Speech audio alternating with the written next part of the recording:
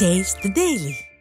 திருவாரூர் காந்தி இப்போ என்னன்னா திமுக கூட்டணியே இல்லாம அவங்களால நிக்க முடியுமா அப்படிங்கிற கேள்வி தொடர்ந்து அரசியல் களத்தில் இருந்துகிட்டே இருக்கு. அதற்கு தகுந்த மாதிரியே திமுகவும் காங்கிரஸோடும் சரி மற்ற கூட்டணிகளோட நாங்கள் இன்டாக்டா இருக்கிறோங்கிறத உறுதிப்படுத்திக்கிட்டே இருக்கிறாங்களே ஏன்? அதாவது திராவிட முன்னேற்ற கழகத்தை பொறுத்த வரைக்கும் பார்த்தீங்கன்னா கட்சி ஆரம்பித்த காலத்திலிருந்து ஒரு இயக்கத்திற்கு ஒரு சிறிய இயக்கத்திற்கு மரியாதை கொடுத்து வளர்ந்த ஒரு இயக்கம் திமுக. அதிமுகவை பொறுத்த வரைக்கும் பார்த்தீங்கன்னா இன்றைக்கு அவங்களுக்கு என்ன பெரிய பிரச்சனை, இதை ஒரு பூதாகாரமாக அப்படி பேசிகிட்டே வராங்க. திமுகவுடைய கூட்டணி உடஞ்சிரும், அவங்க சரண்டர் ஆகிட்டாங்க அப்படின்ற வாதத்தெல்லாம் ஏன் இன்றைக்கி அதிமுக வைக்குதுன்னா, அதிமுக கூட்டணியில் இருந்த பல கட்சிகள் போன பாராளுமன்றத்தில் இருந்த கூட்டணி கட்சிகள் நிறைய கட்சி இப்போ வெளியில் போயிடுச்சு. ஒரு உதாரணத்துக்கு டிடிவி தினகரன் வெளில போயிட்டார். அவங்க சின்னத்திலே நின்ன அவங்களோட அலையன்ஸில் நின்ன ஓபிஎஸ் பெருவாரியான ஓட்டு வாங்கின ஓபிஎஸ் வெளில போயிட்டார். முஸ்லீம்கள் பெருவாரியாக இருந்து ஒரு பெரிய பாராட்டு கூட்டத்தை விழுப்புரத்தில் எடப்பாடியாரை வச்சு நடத்தின அந்த இயக்கம் வெளியில் போயிட்டு, இப்படி தன்னுடைய கூட்டணி கட்சியில் இருந்த எல்லா இயக்கங்களும் வெளியில் போயிடுச்சு. பாமக இன்னும் அறிவிக்காமே இருக்குது அப்படின்ற மாதிரி ஒரு கூட்டணியே செட் ஆகல அதிமுகவுக்கு இன்னமும். சூழ்நிலைகள் எப்படிப்பட்ட நெரேட்டிவ் ஒரு தப்பான ஒரு நெரேட்டிவ் இத்தனை பேர் பார்த்துட்டு இருக்கிற ஒரு அரங்கத்துல நீங்க வைக்கிறீங்க. பாஜகவோட தான் கூட்டணியில இருந்தாங்க. சரி, இப்ப இருக்காங்களா? இப்ப இருக்காங்களான்னு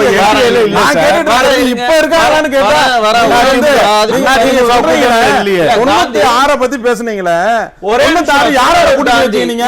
எங்களுக்கு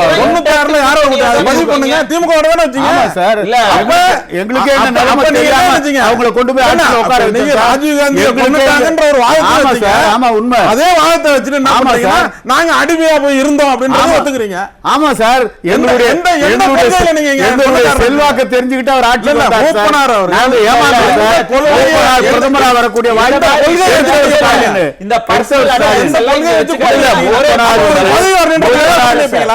உங்களுக்கு தலைவர் நீங்க ஆட்சிக்கு வரணும்.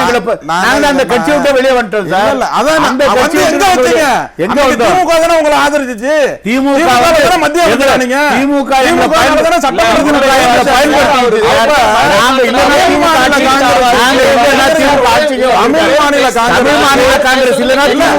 ஆட்சிக்கே வந்திருக்காது. 96 தமிழ் மாநில காங்கிரஸ் இல்லனா திமுக. ஒரே நிமிஷம் இருங்க காந்தி ப்ளீஸ். ஒரே நிமிஷம், ரெண்டு பேரும் தான் பேரும் பேசுனீங்கன்னா யாரு பேசுறதுமே அதுக்கு தான் ஒரு நிமிஷம் இருங்க சார். பேசிக்கிட்டே ஒரே நிமிஷம் என்னுடைய கேள்விக்கு நீங்க பதிலுக்கு வாங்க. இருங்க சார், நீங்க பதில் சொல்லுங்க சார். என்னுடைய கேள்விக்கு பதில் சொல்லிட்டு நீங்க ஒரு விருந்தினரோட கேள்விக்கு நீங்க பதில சொல்லுங்க. திமுக இன்டாக்டா தானே இருக்கிறாங்க. ஆமா. அப்போ எதற்காக ஒரு மேடையிலும் துணை முதலமைச்சர் கை நம்மளை விட்டு போகலன்னு அவர் ஒரு பக்கம் சொல்றாரு.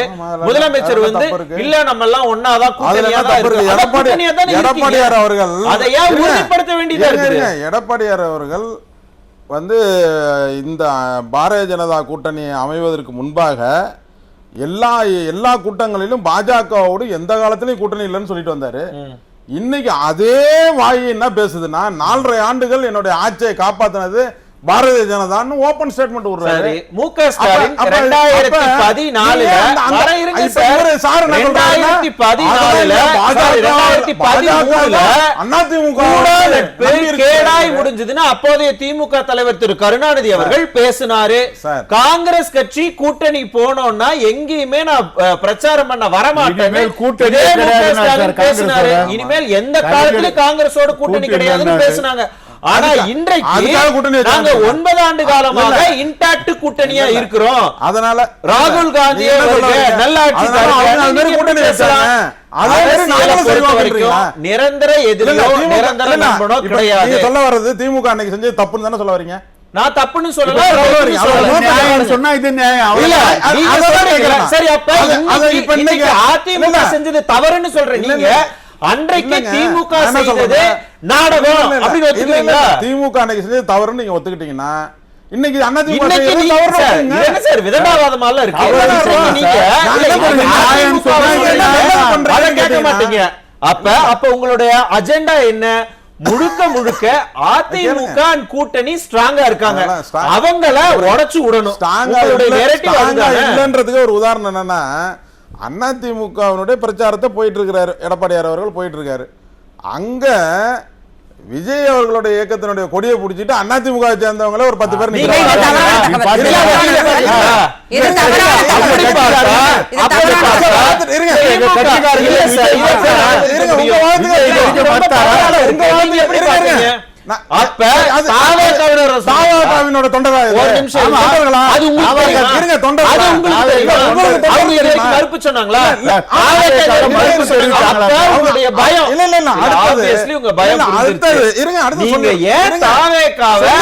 தொண்டர்களை நீங்க ஏன் சொல்றீங்க?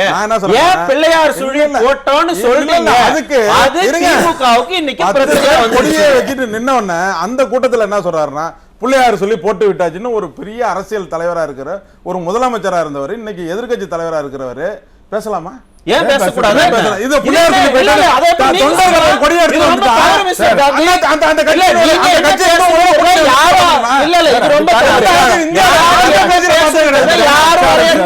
எந்த அரசியல் தலைவர் நீங்க சும்மா வேணும்னே இருக்கிற வட்டத்துல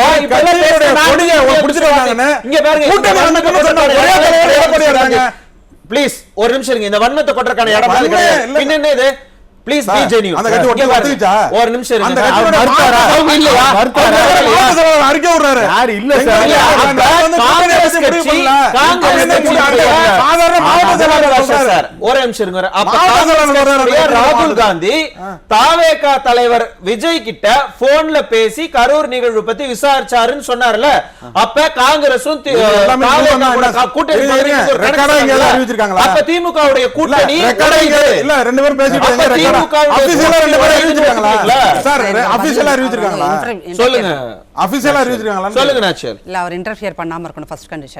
என்ன அப்படின்னு கேட்டீங்கன்னா, தாவேகா தொண்டர்கள் கொடியேந்தி எங்களுடைய ஈரோட்டு கூட்டத்திலேயே அதுக்கு முன்னாடி வந்ததை ஒரு தவறான பொய் பிம்பமா ஒரு நிறுவனம் செட் பண்ணி கொடுக்குது. அதை எல்லாருமே சொல்லிக்கிட்டு இருக்காங்க.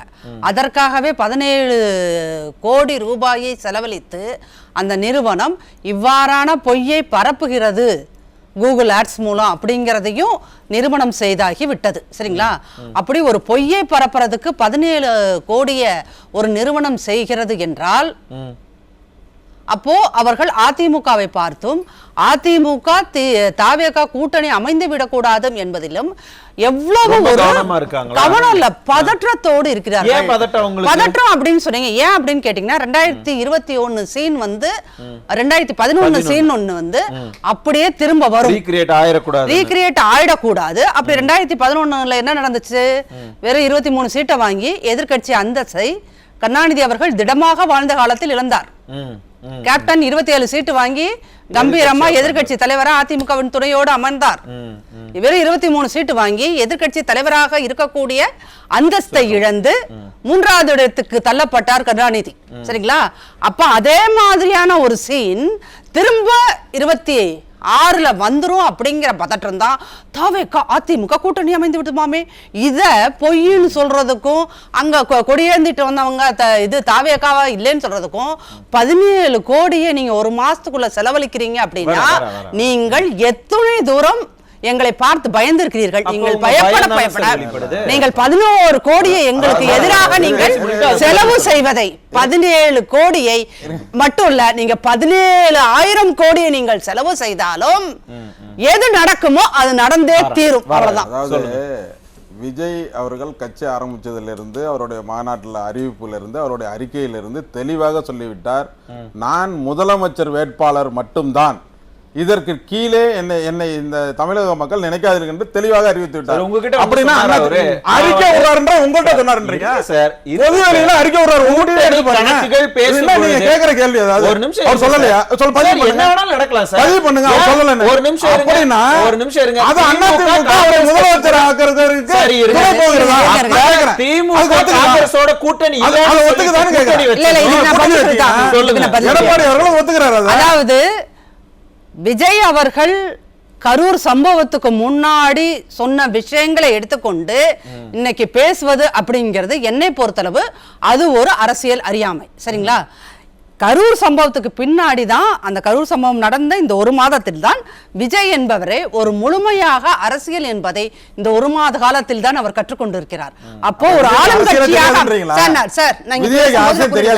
இருங்க சார், இல்ல நீங்க வார்த்தைக்கு வார்த்தை கேள்வி கேட்க, அவங்க கேள்வி கேட்கறாங்க, அதுக்கு நீங்க பதில் சொல்லுங்க. அரசியல் தெரியும், இப்பதான் கத்துக்கிறாருன்றதையும் பதிவு பண்ணுங்க சார். இங்க பாருங்க, அவங்க பேசுறாங்க, ஒரு நிமிஷம் இருங்க, நீங்க அதுக்கு அப்புறமா உங்களுடைய கருத்து பேசுறீங்களா?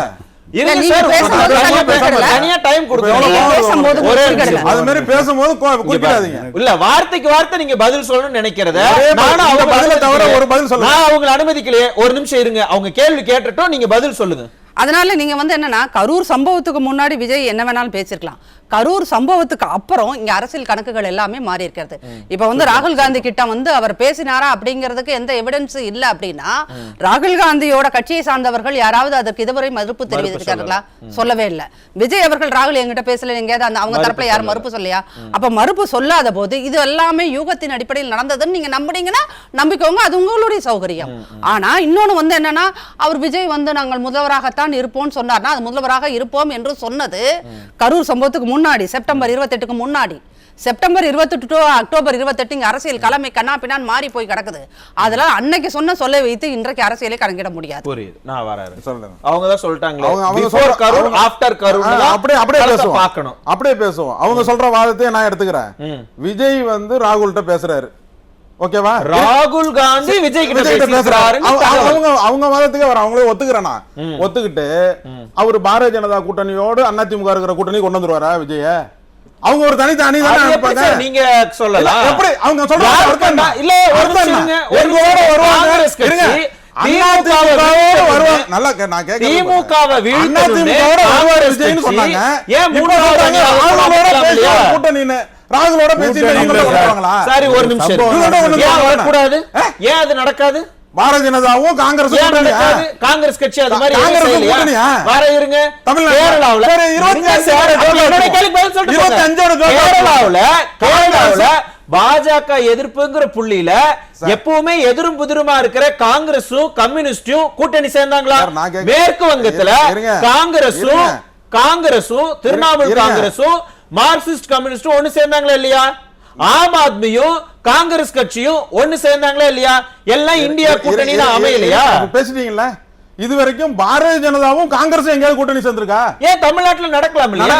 அது 25 அளவுக்கு இல்ல, அந்த அளவுக்கு 2025 மிகப்பெரிய சொல்றதுதான் sir. It is a probability தான், 1% இல்ல 0.001. ஒரு நிமிஷம், திமுகவோட அதிமுக கூட்டணி, நீங்க எடப்பாடியார் கூட்டணி வைக்கிறாரு. ஒரு நிமிஷம் நான் சொல்றேன்,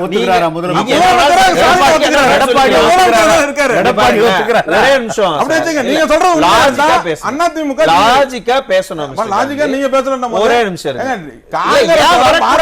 சொல்றீங்க, அதிமுகவோடு தாவேக கூட்டணி வரலாம், அது ப்ராபபிலிட்டி இருக்குல்ல. யாரோட வேணாலும் கூட்டணி வரலாம் சார். அப்புறம் என்ன உங்களுக்கு? அப்ப என்னன்னா யார் கூட அதிமுக கூட்டணி ஸ்ட்ராங் ஆயிடக்கூடாதுங்கிறதுல தெளிவா இருக்கு திமுக. 2011 சீன் மறுபடியும் ரீகிரியேட் ஆயிடக்கூடாதுங்கிற பயம். பெரிய மார்ஜின்ல 2000 எந்த வருஷத்துல பெரிய மார்ஜின்ல ஜெயிச்சிட்டு அதிமுக? 2011 என்ன பெரிய மார்ஜின்ல ஜெயிச்சாங்க? என்ன மார்ஜின் சொல்லுங்க, அரசியல் களத்துல தான் என்ன மார்ஜின் சொல்லுங்க. 203 சீட்ல ஜெயிச்சிச்சு சொல்லுங்க, எத்தனை சதவீதம்? 53%, 51.8%, 51.8%, திமுக 22%, திமுக 22%, மட்டும் கூட்டணியோட திமுக 22%. கூட்டணி கேட்டதுக்காக சொல்றேன். 2011 அதிமுக 51.8% வாங்குச்சு, திமுக வெறும் 22% தான் வாங்கியது. இன்னைக்கு அதிமுகவும் தாவேகாவும் கூட்டணி போக கூடாது அப்படிங்கிறதுல திமுக சப்போர்ட்டர்ஸ் எல்லாரும் ஏன் விழுந்து இருந்து வாரி இதை பற்றி அவதூறாக பேசுகிறார்கள். இல்ல இது நாள் வரைக்கும் திமுக தனித்து நின்று களம் கண்டிருக்கா? கூட்டணிகள் இல்லாம ஒரு முறையாவது ஒரு தேர்தல் சொல்லுங்க. அதனால அதிமுகவுக்கு என்ன சார் பிரச்சனை இருக்கு? பாத்தீங்களா? எஸ் சொல்லுங்க. 2014 நாடாளுமன்ற தேர்தல் 2014 நாடாளுமன்ற தேர்தல்ல 40 தொகுதிகளில் ரெட்டல நின்னுச்சு. நான் சொல்றேன் சார், கேளுங்க சார். 2016 சட்டமன்ற தேர்தல்ல 234 தொகுதியிலும் ரெட்டல நின்னுச்சு. ரெட்டல நின்னுச்சு, கூட்டணி இல்லாம நின்னுச்சா? எங்க சார் கூட்டணி? 3 பேர் தானே, அதுவும் ஒரு சீட் மிரட்டி அந்த கட்சி சின்னத்திலே நிக்க வச்சீங்க. நான் சொல்றேன் இருங்க, 3 பேர் 3 எம்எல்ஏ ஆனா அதே மனிதநேய மக்கள் கட்சியை நீங்க திருச்சி விடுறீங்க. நீங்க பேசுங்க, நான் பேசுங்க. மனிதநேய மக்கள் கட்சிக்கு 2 சீட் கொடுத்தீங்க திருச்சியில. எம்பி சீட் 2024 சொன்னீங்க. அடுத்தது கொங்கு பேரவைக்கு 1 சீட் கொடுத்தீங்க, அதையும் நீ ரெட்டாலையில தான் நிக்கணும்னு சொன்னீங்க. அடுத்தது முக்குளத்தோர் புலிப்படைக்கு என்ன நடந்துச்சு? ஆமா, அதுல கூட்டணி 21ல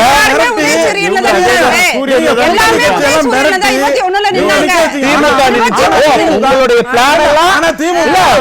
பிளான் எல்லாம் வெளியில சொல்றீங்க சார். 2024 எலெக்ஷனுக்கு முன்னாடி திருச்சியில மதிமுகவினுடைய துரை வைகோ அழுதாரா இல்லையா? எங்க சின்னத்துல தான் நாங்க நிப்போம். ஏன் அழுதாரு?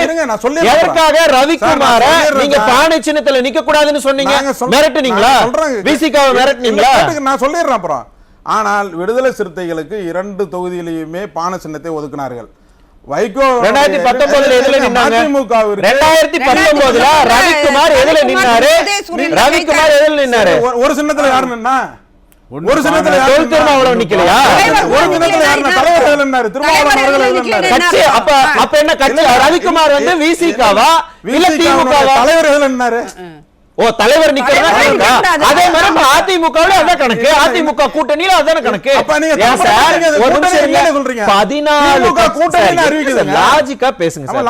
14 கட்சி ஒண்ணா நின்னு இன்றைக்கு 4 கட்சி தன்னுடைய அங்கீகாரத்தை 34 தொகுதியில ரெட்டல நின்னுச்சுன்னு எவ்வளவு சாதுரியமா பேசுறீங்க பாருங்க. கூட்டணி கட்சி வச்சுக்கிட்டு சரி 234 தொகுதியிலும் உதயசூரியன் நின்றுக்கா சொல்லுங்க. ஒரு விஷயம் தெரிஞ்சு சரி, இப்படி கேக்குறேன். இதுக்கு பதில் சொல்லுங்க மிஸ்டர் காந்தி. உங்களுக்கு இருக்கு, இதுக்கு நீங்க பதில் சொல்லுங்க. கூட்டணி கட்சிக்கு 234 தொகுதியிலும் கூட்டணி கட்சிக்கு உதயசூரியன் நின்றுக்கா? இன்றைக்கு அதிமுக கூட்டணியில இருக்கிற கட்சிகள் எங்க கிட்ட இதுக்கு மேல பேச முடியாது. மரியாதை கொடுக்க தயாரா இல்ல. நீங்க நீங்க வேற ஏதோ வன்மத்தை வச்சுக்கிட்டு யாரையும் பேச விட கூடாது. நீங்க பேசுங்க.